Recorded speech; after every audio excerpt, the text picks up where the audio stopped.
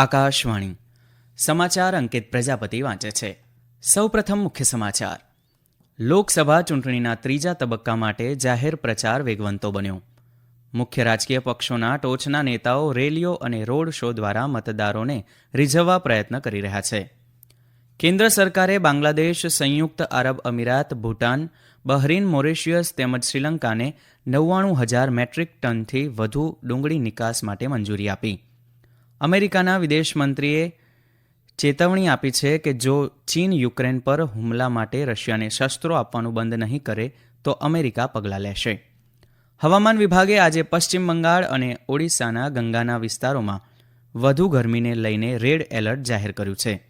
અને આઈપીએલ ક્રિકેટમાં આજે અમદાવાદના નરેન્દ્ર મોદી સ્ટેડિયમમાં ગુજરાત ટાઇટન્સનો મુકાબલો રોયલ ચેલેન્જર્સ બેંગ્લોરુ સામે, જ્યારે ચેન્નઈ ખાતે ચેન્નઈ સુપર કિંગ્સનો મુકાબલો સનરાઇઝર્સ હૈદરાબાદ સામે થશે.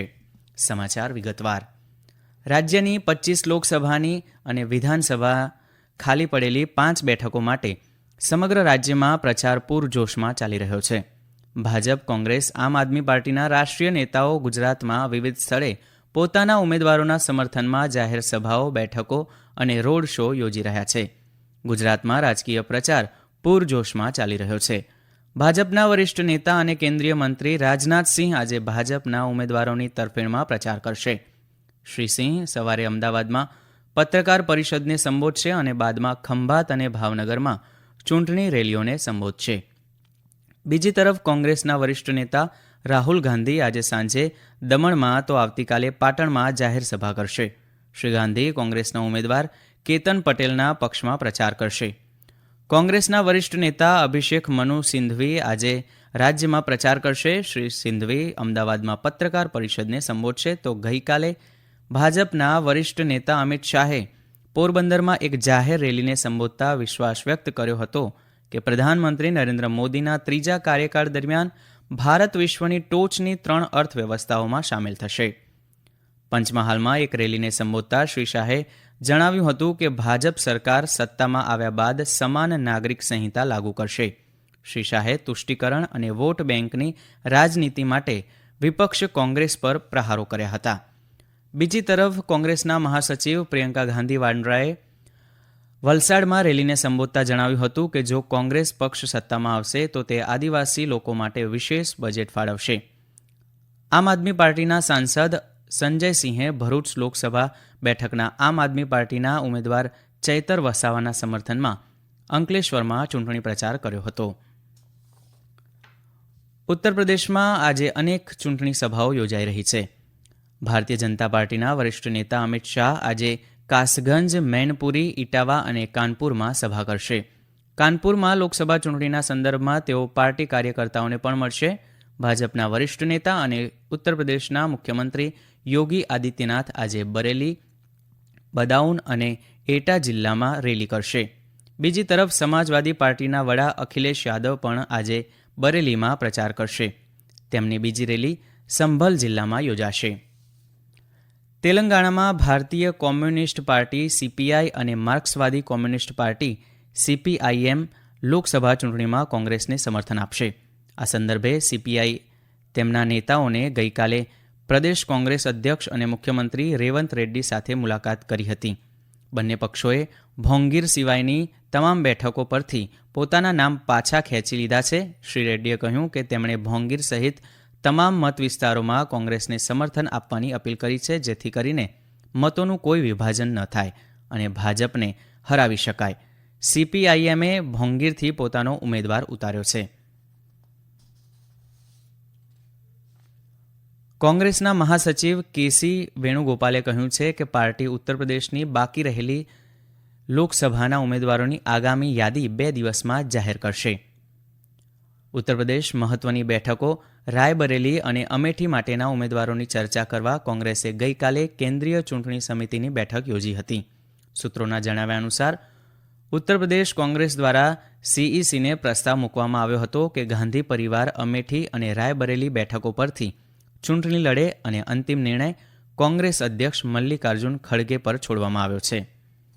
આ સમાચાર આપ આકાશવાણી પરથી સાંભળી રહ્યા છો. કર્ણાટકના પૂર્વ મુખ્યમંત્રી અને ગડગ હાવેરી લોકસભા મતવિસ્તારના ભાજપના ઉમેદવાર બસવરાજ બોમ્બઈએ પ્રધાનમંત્રી નરેન્દ્ર મોદીના વખાણ કર્યા છે. તેમણે કહ્યું કે પ્રધાનમંત્રી મરાઠા શાસક છત્રપતિ શિવાજી મહારાજના સિદ્ધાંતો માટે લડી રહ્યા છે. ગઈકાલે હાવેરીમાં મરાઠા સમુદાયની બેઠકમાં ભાજપના નેતાએ કહ્યું કે તેઓ પોતે મરાઠા સમુદાય સાથે સૌહાર્દપૂર્ણ સંબંધો ધરાવે છે. તેમણે કહ્યું કે મરાઠા સમુદાય દેશભક્ત છે અને તેમણે દેશના વિકાસ માટે શ્રી મોદીના હાથ મજબૂત કરવા જોઈએ. ઉલ્લેખનીય છે કે કર્ણાટકમાં લોકસભાની ચૂંટણી 2 તબક્કામાં યોજાઈ રહી છે. પ્રથમ તબક્કાનું મતદાન 26 એપ્રિલે થયું હતું અને બીજા તબક્કાનું મતદાન 7 મેના રોજ યોજાશે.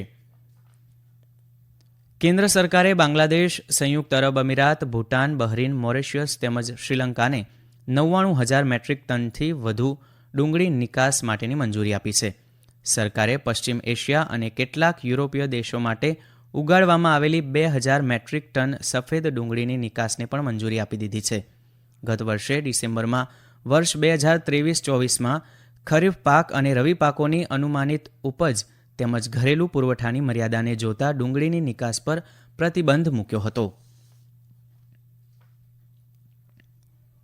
અમેરિકાના વિદેશ મંત્રી એન્ટની બ્લિંકને ચેતવણી આપી છે કે જો ચીન યુક્રેન પર હુમલા માટે રશિયાને શસ્ત્રો આપવાનું બંધ નહીં કરે તો અમેરિકા પગલાં લેશે. બેઇજિંગમાં પત્રકારો સાથે વાત કરતા અમેરિકાના ટોચના રાજદ્વારીએ કહ્યું કે તેમણે તેમના સમકક્ષોને સ્પષ્ટ કર્યું છે કે તેઓ શીત યુદ્ધ પછી યુરોપિયન સુરક્ષા માટેના સૌથી મોટા જોખમને પ્રોત્સાહન આપવામાં મદદ કરી રહ્યા છે. જોકે તેમણે એ નથી કહ્યું કે અમેરિકા શું પગલાં લેવા તૈયાર છે. શ્રી બ્લિંકને એ વાત પર પણ ભાર મૂક્યો હતો કે તેમણે લાગે છે કે ચીન પશ્ચિમ એશિયામાં રચનાત્મક ભૂમિકા ભજવી શકે છે. શ્રી બ્લિંકન 10 મહિનામાં બેઇજિંગની તેમની બીજી મુલાકાતે છે. આ મુલાકાત દ્વારા તેઓ વાતચીત અને કૂટનીતિ દ્વારા બંને દેશો વચ્ચેના સંબંધો સુધારવાનું અભિયાન ચલાવી રહ્યા છે. હવામાન વિભાગે આજે પશ્ચિમ બંગાળ અને ઓડિશાના ગંગાના વિસ્તારોમાં વધુ ગરમીને લઈને રેડ એલર્ટ જાહેર કર્યું છે. બિહાર, ઝારખંડ, રાયલસીમા, કર્ણાટક, તમિલનાડુ, કેરળ, માહે, કોંકણ, ઉત્તર પ્રદેશ, દરિયાકાંઠાના આંધ્રપ્રદેશ અને યાનમમાં આગામી 4-5 દિવસ સુધી કેટલાક સ્થળોએ ગરમીનું મોજું ચાલુ રહેવાની સંભાવના છે. પશ્ચિમ આસામ, મેઘાલય, ત્રિપુરામાં આવતીકાલ સુધી અને કેરળ, માહે, તટીય કર્ણાટક, તટીય આંધ્રપ્રદેશ, યાનમ અને કોંકણમાં 1 મે સુધી ગરમી અને ઉકળાટની અપેક્ષા છે. આવતીકાલ સુધી હિમાચલ પ્રદેશ, ઉત્તરાખંડ, જમ્મુ કાશ્મીર, ગિલગિટ બાલ્ટિસ્તાન, મુઝફ્ફરાબાદમાં વરસાદ અને કરા પડવાની સંભાવના છે. આગામી 2-3 દિવસ સુધી દેશના ઉત્તર પૂર્વીય વિસ્તારોમાં ગાજવીજ સાથે વરસાદની સંભાવના છે. આજે રાજધાની દિલ્હીમાં આંશિક વાદળછાયું વાતાવરણ રહેશે અને તાપમાન 39 અને 22 ડિગ્રી સેલ્સિયસ જેટલું રહેશે. આઈપીએલ ક્રિકેટમાં આજે અમદાવાદના નરેન્દ્ર મોદી સ્ટેડિયમમાં ગુજરાત ટાઇટન્સનો મુકાબલો રોયલ ચેલેન્જર્સ બેંગલુરુ સામે થશે. મેચ બપોરે 3:30 વાગે શરૂ થશે. અન્ય એક મેચમાં ચેન્નઈ સુપર કિંગ્સ ચેન્નઈના એમ.એ. ચિદમ્બરમ સ્ટેડિયમ ખાતે સનરાઇઝર્સ હૈદરાબાદ સાથે ટકરાશે. મેચ સાંજે 7:30 વાગે શરૂ થશે. દરમિયાન ગઈકાલે રાજસ્થાન રોયલે લખનૌ સુપર જાયન્ટ્સને 7 વિકેટ્સે હરાવ્યું છે. લખનૌએ 20 ઓવરમાં 5 વિકેટ ગુમાવીને 196 રન બનાવ્યા હતા, જેના જવાબમાં રાજસ્થાને 19 ઓવરમાં 199 રન બનાવીને મેચ જીતી લીધી હતી. મેચના અંતે સંજુ સેમસનને પ્લેયર ઓફ ધી મેચ જાહેર કરવામાં આવ્યો હતો. અમેરિકાની પ્રતિનિધિ સભામાં ભૂતપૂર્વ અધ્યક્ષ નેન્સી પેલોસીએ કોલેજ કેમ્પસમાં વિરોધીઓને હમાસની વર્તણૂક તેમજ ગાઝા યુદ્ધના ઇઝરાયેલના આચરણ સામે વિરોધ કરવા વિનંતી કરી છે.